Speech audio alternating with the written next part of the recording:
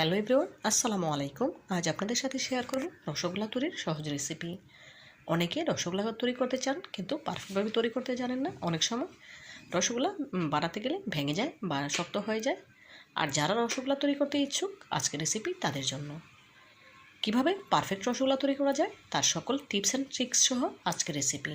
তো কথা না বাড়িয়ে চলুন রসগোল্লা তৈরির মূল প্রস্তুত প্রণালীতে যাওয়া যাক।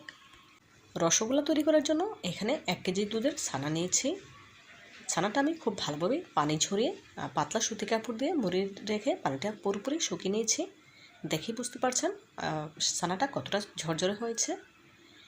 এখন এই ছানাটাকে হাতে খুব ভালোভাবে ডলে নিতে হবে। খুব ভালোভাবে 3 থেকে 4 মিনিট ডলে নিলে ছানাটা অনেক বেশি স্মুথ হবে। সাধারণত মিষ্টি দোকানে ছানা কিন্তু এভাবেই ডলে নেয়। এতে করে রসগোল্লাগুলো ভেঙে বা ফেটে যায় না বা শক্ত হয়ে যায় না। দেখুন আমি 4 মিনিট খুব ভালোভাবে ডলে নিয়েছি। এখন এর সাথে কিছু শুকনো উপকরণ অ্যাড করব।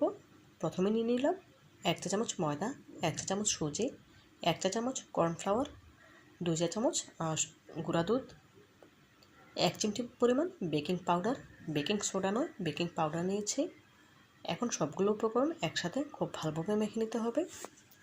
মেখে নেওয়া হয়ে গেলে এখন সবগুলো উপকরণ একসাথে হাতের তালুর সাহায্যে ডলে নিতে হবে।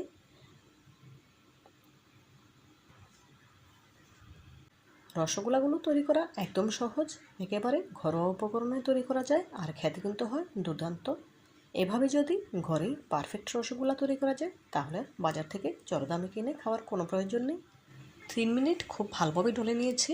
এখন রসগোল্লা তৈরির জন্য পারফেক্টভাবে রেডি হয়েছে। এখন চিনি শিরাটা তৈরি করে নেব, সেজন্য পাতলা সুতি কাপড় দিয়ে ঢেকে রেখে দিলাম। চিনি শিরা তৈরি করার জন্য চুলায় একটি প্যান বসিয়ে নিয়েছি। দিয়ে দিচ্ছি মেজারমেন্ট কাপের 1.5 কাপ চিনি। 1.5 কাপ চিনির সাথে আমি অ্যাড করব 4 কাপ পানি। যেহেতু রসগোল্লা তৈরি করব তার জন্য পাতলা শিরার প্রয়োজন। আমি 4 কাপ পানি অ্যাড করে দিয়েছি। ফ্লেভারের জন্য দিয়েছি 2টি আস্ত এলাচ।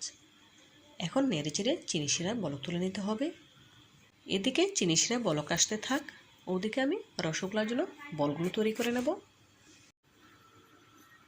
এখন রসগোল্লার জন্য তৈরি করে রাখা ছানা থেকে অল্প অল্প করে নিয়ে মিষ্টির আকারে শেপ দিয়ে নিতে হবে।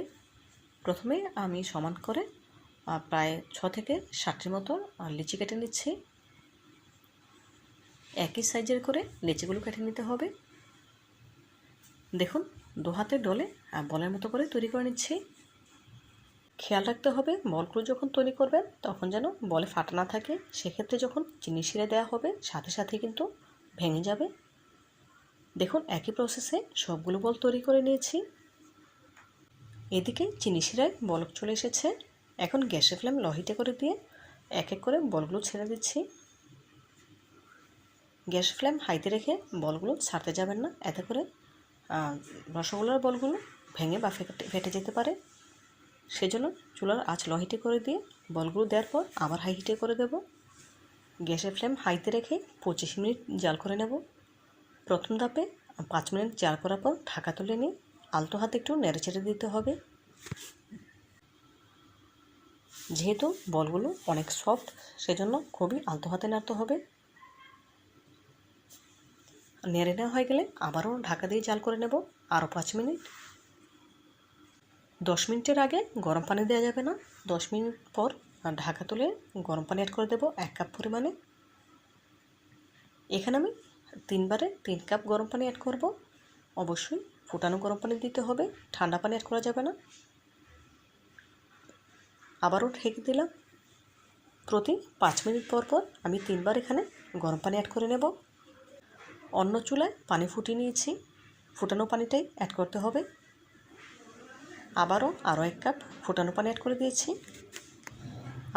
আরও 5 মিনিট জাল করে তারপর আরও 1 কাপ পানি অ্যাড করে দেব। 5 মিনিট পর পর 3 বারে 3 কাপ পানি অ্যাড করেছি। দেখুন টোটাল 25 মিনিট জাল করে নেওয়ার পর এই পর্যায়ে রসগোল্লাগুলো পারফেক্টভাবে জাল করা হয়ে গিয়েছে। দেখেই বুঝতে পারছেন এতক্ষণ কিন্তু চিনি শিরার উপরে ভেসে ছিল আর এখন কিন্তু চিনি শিরায় ডুবে গিয়েছে, এখন আর ভেসে নেই। এখন গ্যাসের ফ্লেম অফ করে দিয়েছি।